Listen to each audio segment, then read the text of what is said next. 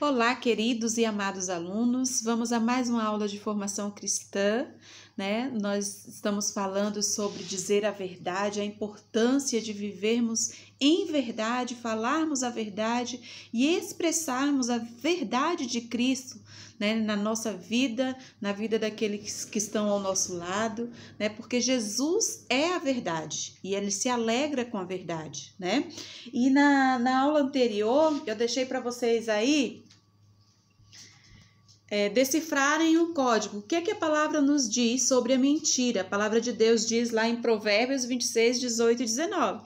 Mas não era para vocês olharem na Bíblia. Era para vocês decifrarem de acordo aos códigos aqui, que cada código corresponde a uma letra. E depois vocês deveriam escrever aqui aquilo que vocês encontraram. Vocês conseguiram fazer? Então, a prof está aqui com a Bíblia aberta, eu vou ler com vocês, para vocês, né? Lá em Provérbios 26, 18 e 19, o que a Bíblia diz sobre a mentira? Como louco que solta faíscas, flechas e mortandades.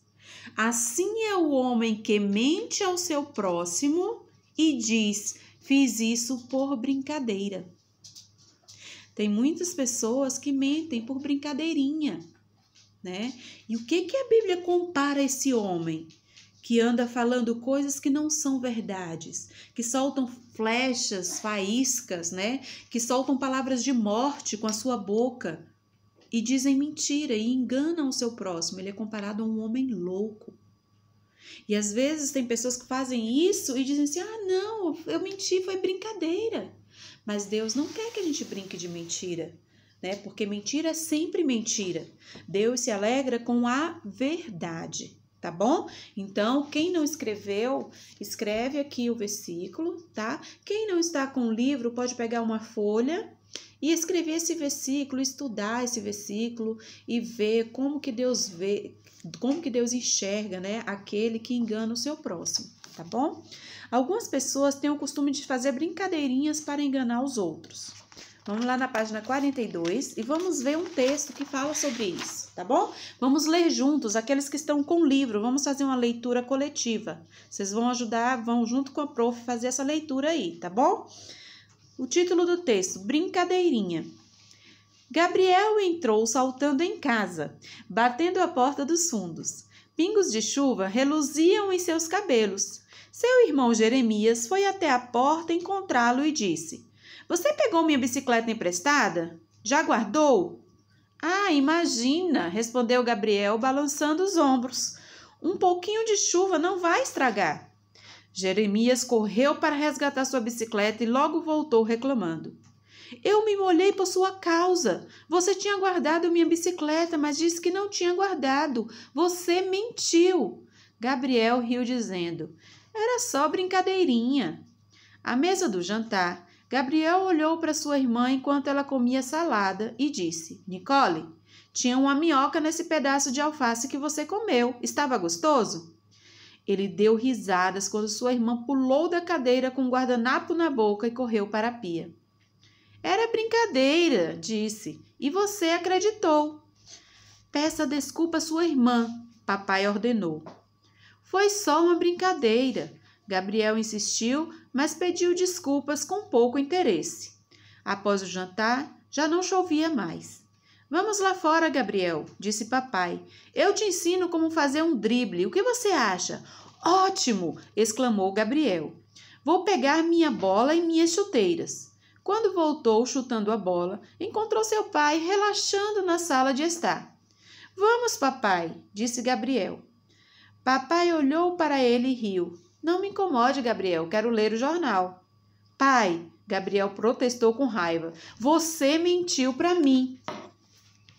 Papai abaixou o jornal lentamente. Mas, Gabriel, quando eu disse que ensinaria você a fazer um drible, era só brincadeirinha. Você sabe como é, não sabe? Ouço essa frase muitas vezes ultimamente. Gabriel estava chocado. Sei do que está falando, papai, admitiu. Papai balançou a cabeça. Suas brincadeiras estão indo longe demais, filho. E, na verdade, o que acabou de dizer está certo. Se eu não for lá fora com você, terei mentido. Papai se levantou. Vou lá fora, é claro, mas primeiro você precisa pedir desculpas ao Jeremias e a Nicole. Mas peça só se realmente estiver arrependido. Gabriel concordou e foi procurar seus irmãos. Devocional Tesouros Escondidos, de Curitiba, publicação 2009. E aí, o que é que você achou desse texto? Você considera, no 8 aí tem a pergunta, que essas brincadeirinhas também são uma forma de mentira? Sim ou não? Justifique sua resposta. O que é que você acha? Essas brincadeirinhas do Gabriel foram uma forma dele enganar, dele mentir? Sim ou não? Justifique sua resposta. Nós vimos que a Bíblia diz que a gente não pode fazer enganar o nosso próximo e depois dizer que é uma brincadeira, Isso é muito sério, isso é mentira, é uma forma de enganar as pessoas. E o Senhor não tem prazer nisso. Você sabia que a pessoa que costuma brincar com a mentira pode não ser levado a sério quando fala a verdade? Tem um ditado que diz assim, eu conheci esse ditado quando eu era criança: coitado do mentiroso, mente uma vez, mente sempre. E quando diz a verdade, todos lhe dizem que mente. Porque ele estava tão acostumado a mentir, que quando ele falou a verdade, ninguém acreditou nele. Ele ficou com o rótulo de uma pessoa mentirosa, desacreditada, uma pessoa que ninguém acredita nela. Já pensou? Seus pais, os seus familiares, os seus amigos, os seus colegas deixarem de acreditar em você, por causa das brincadeirinhas, de enganar, de mentir. Às vezes pede ajuda sem estar precisando de ajuda e faz uma piadinha, e no momento em que realmente estiver precisando de ajuda, não vai ser ajudado, porque todos vão pensar que é uma brincadeira, E isso é muito perigoso, isso é muito sério. Troque ideias com seus familiares. Eu vou trocar aqui a palavra colegas, por familiares. E deem exemplos de situações em que isso acontece. Em que situações isso pode acontecer?